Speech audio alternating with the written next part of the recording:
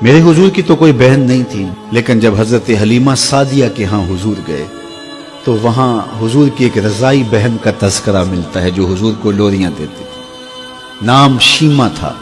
तो शाम के वक्त जब खवातीन खाना पकाने में मसरूफ होने लगती तो बहनें वीर उठा करके बाहर ले जाती। हर बहन का ख्याल ये होता कि मेरे वीर से सोना जमाने में कोई नहीं। कहते हैं खूबसूरती देखने वाले की आंख में होती है।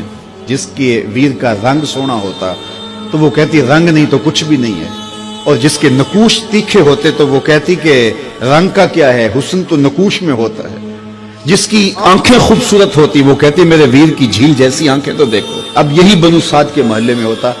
बच्चियां अपने वीर उठा के ले आती, एक कहती मेरे वीर वर्गा कोई नहीं, दूसरी कहती मेरे वीर जैसा नहीं। इतने में हजरत शीमा अपना वीर मोहम्मद उठा के ले आते और दूर से कहते नहीं मेरा वीर भी आ गया, तो सबके सर झुक जाते और कहते नहीं नहीं नहीं नहीं शीमा तेरे वीर का मुकाबला तो नहीं ना, हम तो आपस में बात कर रही हैं। और फिर जब किसी बहन के वीर को मुतफिका तौर पे सारी कह दें कि तेरा वीर ही सोना है तो फिर उसका फख्र तदीदनी हो ना, फिर उनका ज़ौक़ आसमान को छूने लगता। इब्ने हश्शाम सीरत की सबसे पहली किताब, उसमें यह वाक़या लिखा है कि फिर हजरत शीमा हुजूर को अपनी आगोश में लेकर समेटती और फिर चूमती और फिर वो लोरी देती, और वो लोरी के लफ्ज भी लिखे हैं, रब्बना अब के लना मुहम्मदा हत्ता अराहु याफियम व अमरदा। अल्लाह मेरे वीर मोहम्मद को सलामत रखना।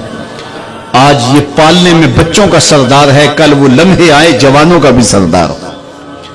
और फिर झूम जाती और क्या खुशी उनकी दीदनी होती। और फिर वो मंजर भी आया कि हुजूर अलैहिस्सलातु वस्सलाम मक्के चले गए और ये जवान हुई और फिर उनकी शादी किसी कबीले में हो गई। आका करीम ने ऐलान नबुव्वत किया, 13 साल का वक्त कटा और फिर हुजूर मदीना शरीफ चले गए। जब गज़ावात का सिलसिला शुरू हुआ तो जिस कबीले में शीमा का निकाह हुआ था उस कबीले में मुसलमानों के साथ टकराव हुआ तो अल्लाह ने मुसलमानों को फतह अता कर दी। तो इस कबीले के लोग कैदी होके हुजूर अलैहिस्सलातु वस्सलाम के गुलामों के हाथों गिरफ्तार हैं।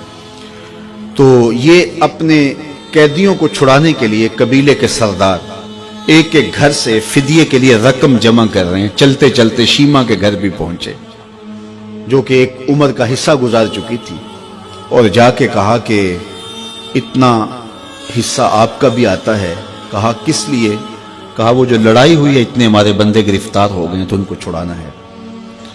तो चलते चलते बातों में किसी के लबों पे हुजूर का नाम आ गया। तो शीमा ने कहा अच्छा उन्होंने तुम्हारे लोग पकड़े? कहा हाँ। तो कहा फिर तुम रकम इकट्ठी ना करो, मुझे साथ ले चलो। उन्होंने कहा तुझे साथ ले चले? कहा तुम नहीं जानती वो मेरा वीर लगता है, वो मेरा भाई लगता है।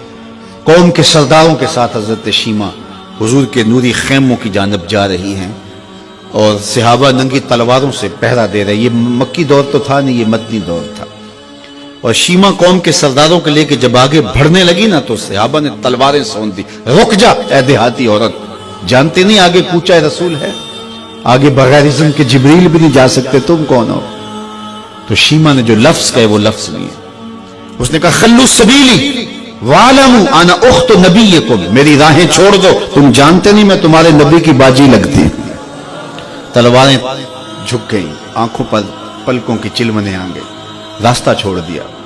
हुजूर के खैमा नूरी में दाखिल हुई तो हुजूर ने देखा, पहचान लिया, उठ के खड़े हो गए। फरमाया बहन कैसे आना हुआ?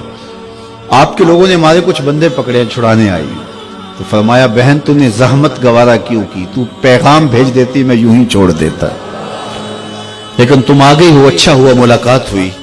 फिर हुजूर ने कैदियों को छोड़ने का ऐलान किया और कुछ घोड़े और चंद जोड़े हजरत शीमा को हुजूर ने तोहफे के तौर पे दिए।